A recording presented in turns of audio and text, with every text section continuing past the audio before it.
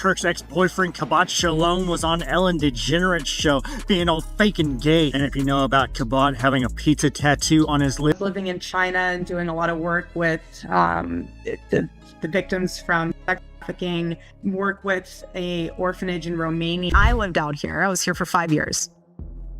I never dated here because I saw vicariously through my roommate how terrible it was. This entire mess involving Erika Kirk just descended into some genuinely disturbing territory, and that's putting it lightly. After her former partner Cabot Phillips got called out for that pizza ink concealed on the inside of his mouth, and internet sleuths uncovered his bizarrely suspicious old social platform posts about pizza, the chaos intensified dramatically. Now a fresh link has emerged, and it's significantly larger than anybody anticipated.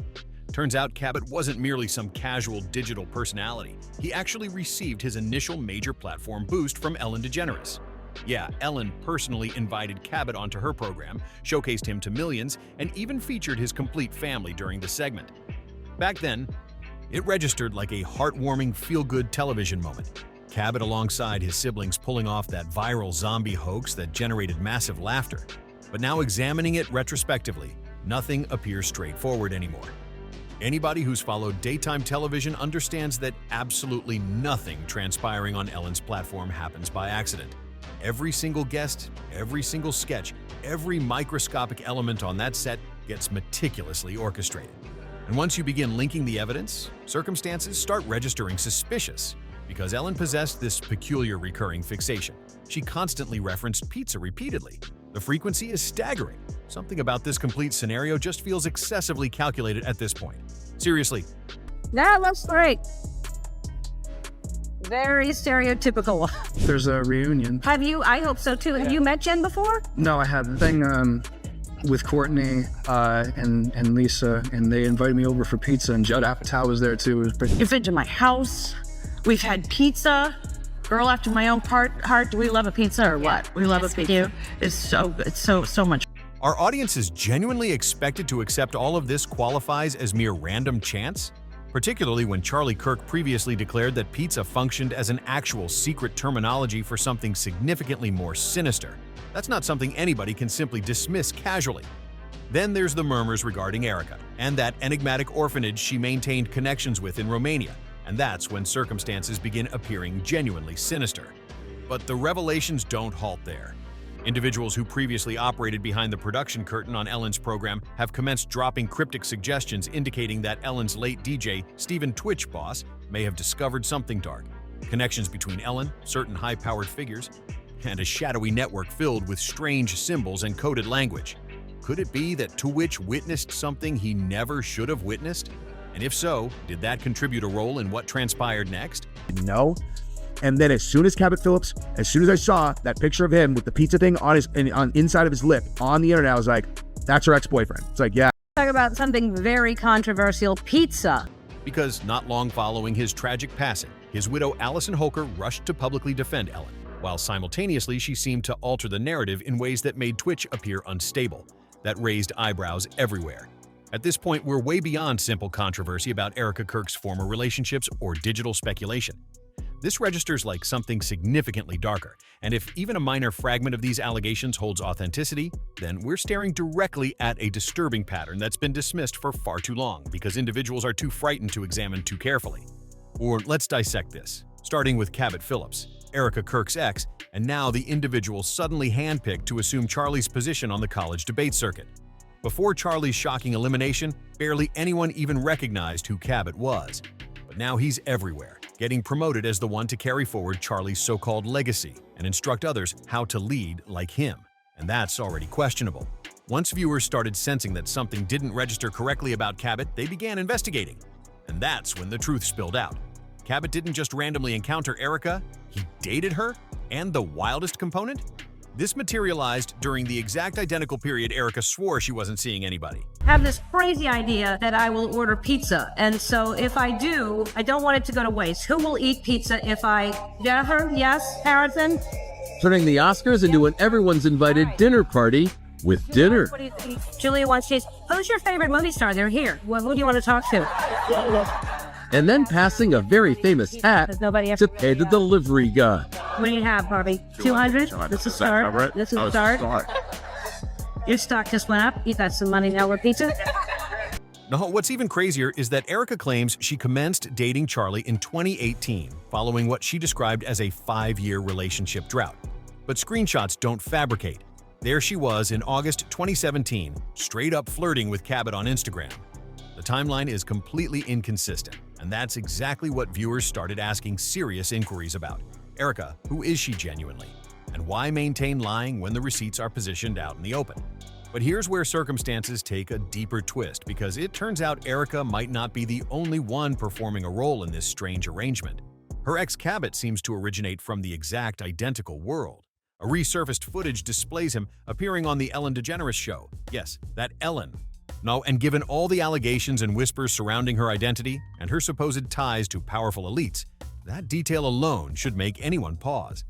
Was so far back. I would tell these people how far back we go. I mean, okay. All right, I think they would teach those in court. No, I don't want no problem. No, it's okay. So, hey, so cheers.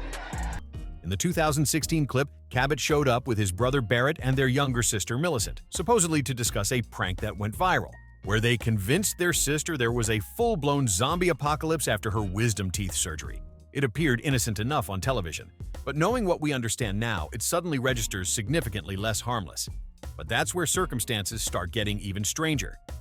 After that Ellen show clip resurfaced, viewers began noticing all kinds of odd specifics. The way Ellen kept focusing on the pizza prank, the strange laughter from the crowd, and even the way the camera kept magnifying on Cabot's reactions. But nothing about that moment registered natural anymore. It's like the complete thing was orchestrated for something more than just laughs. And here's where it genuinely gets eerie. Not long following that appearance, Cabot's social platforms started transforming.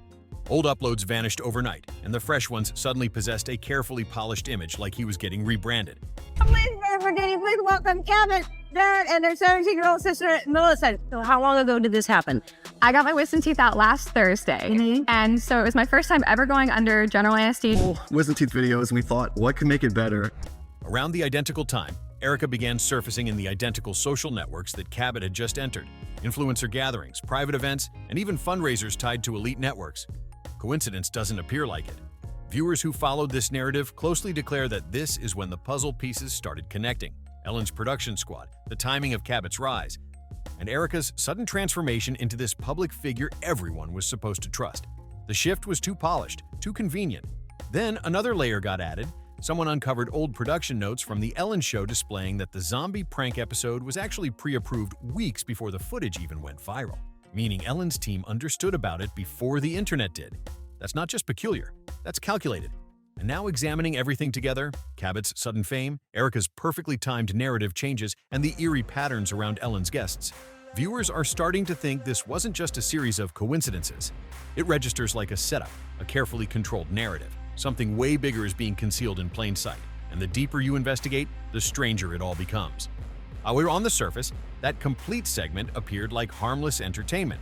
Just another funny, family-friendly moment on daytime television. I have this crazy idea that I will order pizza, and so if I do, I don't want it to go to waste. Who will eat pizza if I... Jennifer? Yes? Harrison?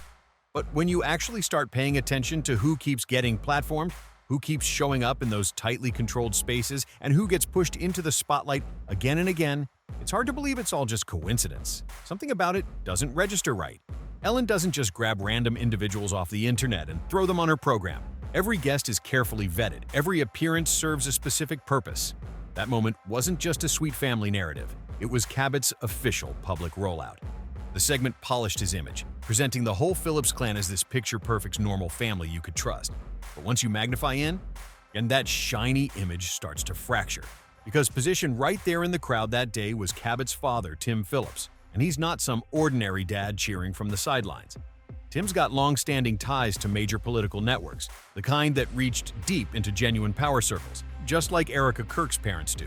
And then there's Cabot's brother Barrett Phillips, who later became a minister at this controversial megachurch in Virginia called Cornerstone Chapel. He's even listed on their site as an assistant pastor working with middle school youth, and that detail alone raised eyebrows. So now you've got political connections, a megachurch with questionable ties, and a perfectly staged media debut, all under the warm glow of Ellen's spotlight. Maybe it's nothing. Let's talk about something very controversial, pizza. And by part is only you can eat your pizza however you want. You can stand, you can kneel, you can go down on the floor if you want. I don't care. Just as long as you pay. You can have a liberal amount of toppings spread out evenly on your pizza so everyone gets their share. The crowd is clueless. Yeah, that's great. Very stereotypical. But when the identical names keep surfacing in the identical elite spaces, viewers have every reason to start asking inquiries. And honestly, who wouldn't? And just when you think the coincidences can't get any thicker, they do. Because after Cabot's family appeared on Ellen, circumstances didn't just fade away, instead, they expanded. Suddenly, Cabot was everywhere. Fresh interviews, speaking gigs, carefully crafted podcasts, and a steady rise in visibility that appeared way too organized to be organic. It was like somebody had flipped a switch and decided, this is the individual we're going to make famous. Then came the genuine kicker.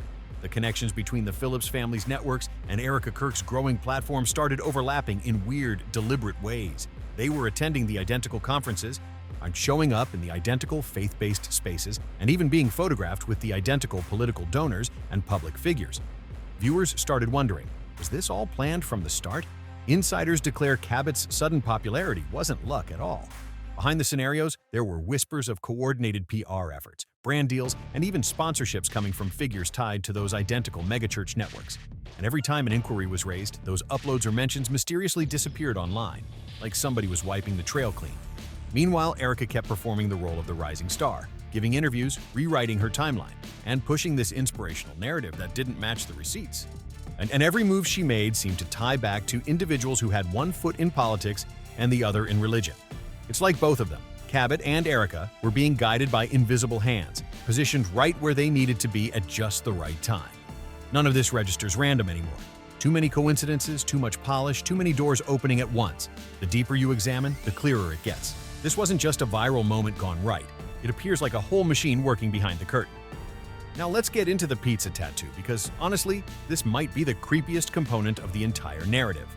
Back in 2019, Cabot Phillips uploaded a photo on Instagram displaying a tattoo of the word pizza inked on the inside of his lip. In the caption, he stated, "Good to give yourself a little reminder sometimes." But that's what's so strange. A reminder of what exactly? If Charlie Kirk were still around, he'd probably have a lot to declare about that. Because according to him, when certain individuals in elite circles mention pizza, they're not discussing something you can order from a menu.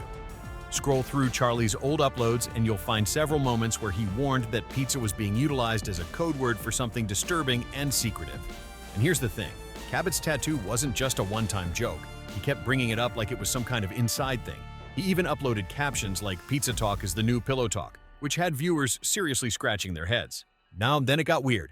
Cabot liked a response under his tattoo upload that declared, "One bite, everyone knows the rule." The whole vibe was off, and let's not pretend this pattern stopped with him, because Ellen herself had a strange history of obsessively bringing up pizza too. Remember back in 2014 during the Oscars when she made that big deal about ordering pizzas from Big Mamas and Papas as part of a funny bit? Sure, it was played off as a goofy, lighthearted moment. But rewatch it now, and something about it registers forced, awkward, almost like it meant more than anyone realized. And here's where circumstances start getting downright unsettling. Because after that Oscars pizza moment, Ellen didn't just move on, she kept bringing up pizza again and again in later interviews and skits like it was some kind of running theme. Supporters brushed it off as just another one of her random jokes. But now examining back with everything we understand, it doesn't seem random at all. It registers, intentional. Viewers started noticing that every time Ellen mentioned pizza, it was in these strange, exaggerated ways, with nervous laughter, odd pauses, or weird timing that made the crowd uneasy. And it wasn't just her. Several of her celebrity guests played along as if they already understood what the joke genuinely meant. It's the kind of thing you'd overlook once, but when it keeps materializing, it starts appearing like a pattern. Meanwhile, Cabot doubled down on his own pizza theme online, even after viewers began questioning his tattoo. He didn't hide it. He leaned into it, uploading memes, liking pizza-related jokes, and dropping little responses that seemed harmless at first glance but came across way too deliberate. It's like he wanted viewers to notice but not understand what they were witnessing.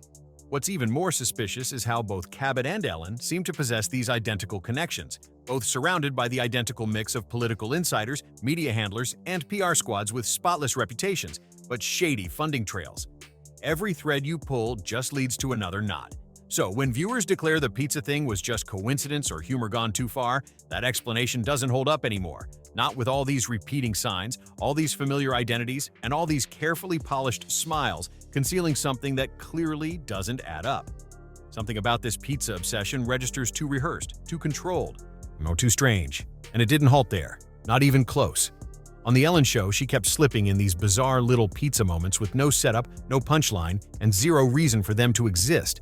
It became this strange, recurring thing, like an inside joke only a few individuals were in on. And then when Jennifer Aniston guest hosted the program, guess what surfaced again? Yep, pizza. Like it had to be mentioned no matter what. Now sure, some might declare this is all just wild internet speculation. But remember, we're discussing Charlie Kirk, and Charlie didn't hide his opinion on this topic. He openly declared that when certain circles discuss pizza, they're not discussing food. They're hinting at something dark and disturbing. So think about it. Erika Kirk goes and promotes her ex-boyfriend Cabot, the identical individual with an actual pizza tattoo, to step right into Charlie's role after his elimination. At some point, that stops registering like coincidence and starts appearing calculated, especially when you mix in Ellen's endless pizza jokes, the unsettling rumors around her, and the strange pattern of tragedies connected to individuals who worked closely with her, like Twitch, and even her ex Anne Heche. There's just too much weirdness in one place. So the genuine inquiry is, how far does this rabbit hole actually extend? Are viewers on the internet just reaching for connections that aren't there? Or are we all monitoring a carefully scripted narrative meant to keep everyone distracted while something much darker unfolds behind the scenarios? Drop your thoughts down below. I want to know what you think. Don't forget to like, subscribe, share this footage, and hit that notification bell so you don't miss what's coming next, because the next deep dive is going to blow your mind. See you on the next one.